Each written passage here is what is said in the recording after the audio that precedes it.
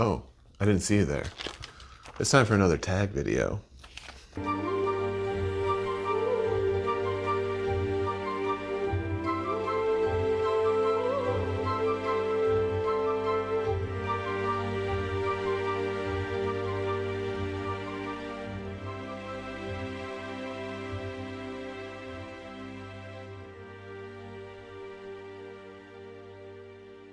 All right, so I'm finally doing this book tag. I was tagged by Vidania Silverscribe, and she's awesome. Go check out her channel. But it's taken me a long time to get back to this one, just because I was looking at it and I was like, I can't think of any answers for like half of these questions. And I was just like, I give up. And then I was like, you know what? I came back to it, and we're gonna answer these questions, okay? So let's go. Number 1. Oh, this is the Contradictions Booktag, by the way. I don't know if I already said that. Maybe I'll edit it out. Maybe I won't. I don't know. I love this genre, but I didn't like this book. And I'm stretching it a little bit. I know that I've looked it up. Dorian Gray is part of literary fiction, I guess, but I also think it's fantasy. It's obviously got a mix of it. It's got some light fantasy in there. If you haven't read the book, then you would be like, I don't know if it's fantasy or not. But from what I got and what I read, it seemed a little like fantasy to me. Anyways, Dorian Gray, obviously. And here's the thing, is I actually liked it in the end, just not as much as I was hoping I would. And that's going to be a lot of the answers to these, because I know what I'm going to like before I read it most of the time, so that's what I read. And so far, since I've started my channel, I don't think I've rated anything underneath a 3, which probably sounds terrible. A lot of people will be like, well, do you just give all these books way too much credit? Maybe I do. I don't know. I just like books. Jeez. So yeah, Dorian Gray would be, I love this genre, but I didn't like this book. Number 2, I rarely read this genre, but I love this book. I would have to go with, I barely read middle grade.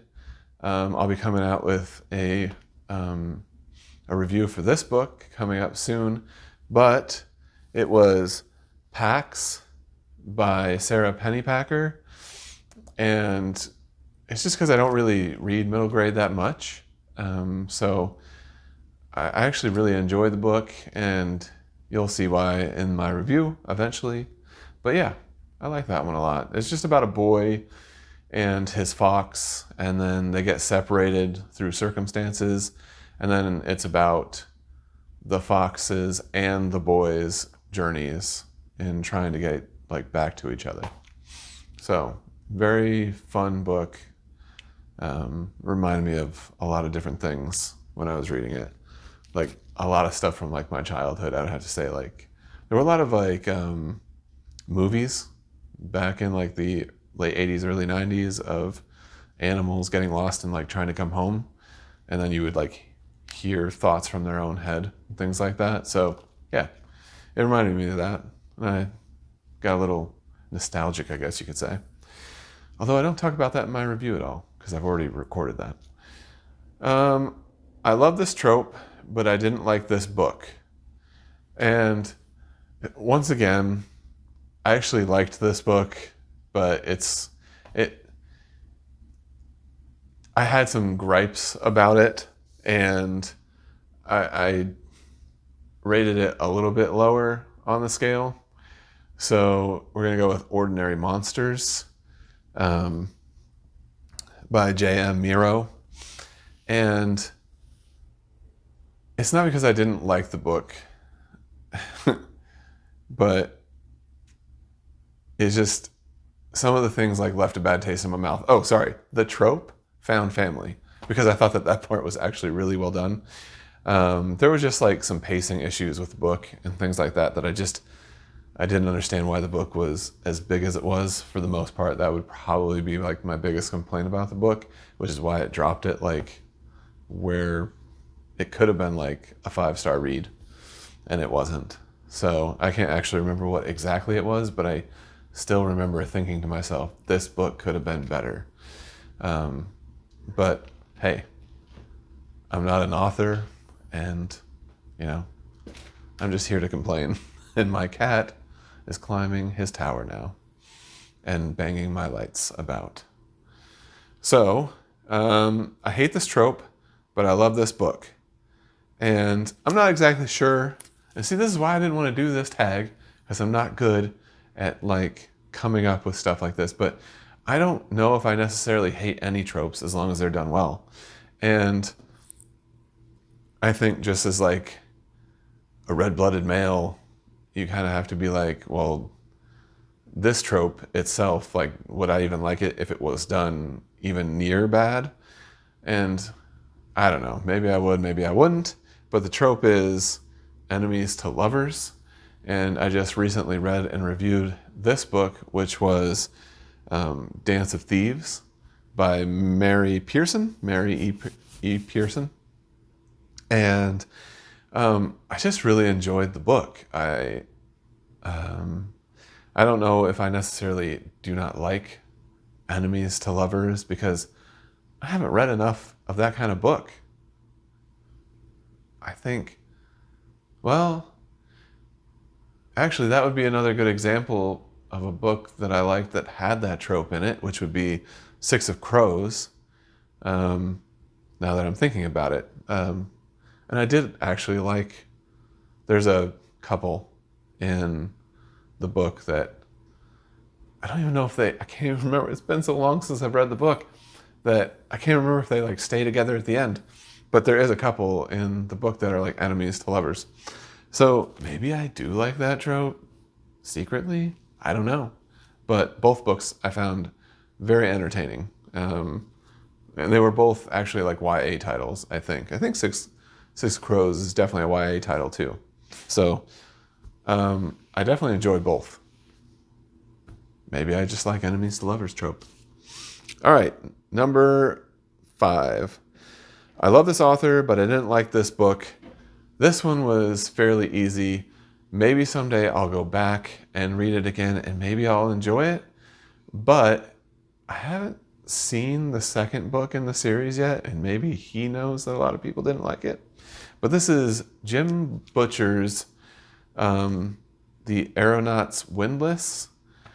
And it's been so long since I've read it, but I do remember like it was just like meh to me.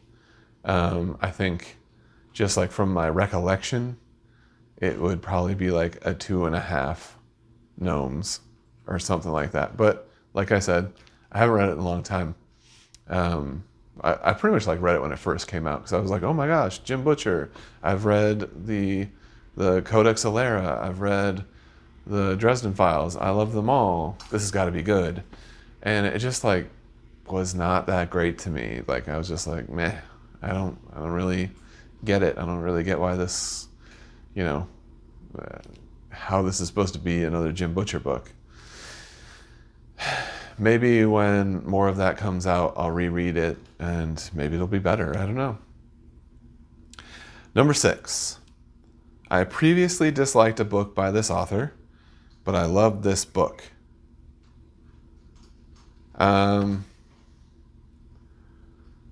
So this one is still hard for me. Actually, I almost kind of want to just go with number 5 again. It's just that the only thing I could think about was Sandman, and I haven't actually done my review on that one yet. It's just that I didn't like it as much as I liked all the other Neil Gaiman stuff that I've read so far. And I know that's not the question, but I don't really have a book from an author who I've disliked before and then liked one of his books, because I don't know. I've never gone back to an author that I didn't really like. I guess there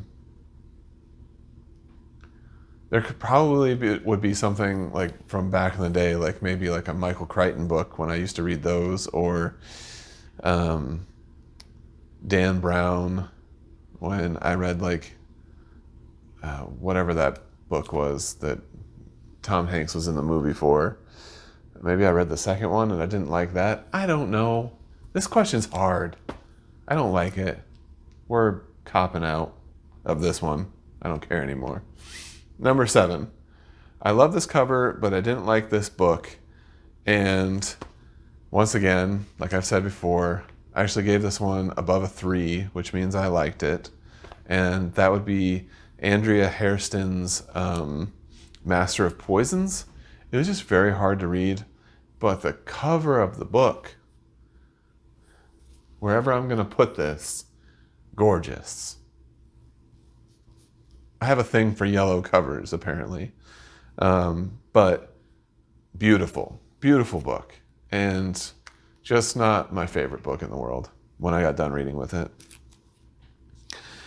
I don't like this cover, but I loved this book. And I actually have 2 for this.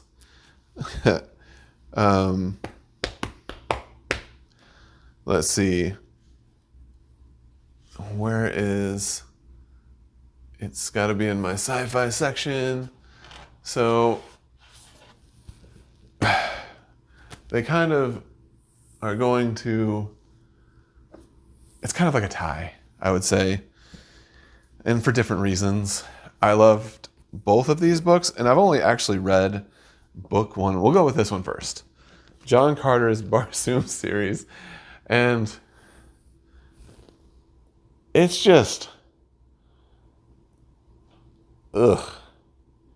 I don't like this version of this book. I went to Barnes & Noble and I was looking for this book, and I wanted like a really classy, like classic looking one.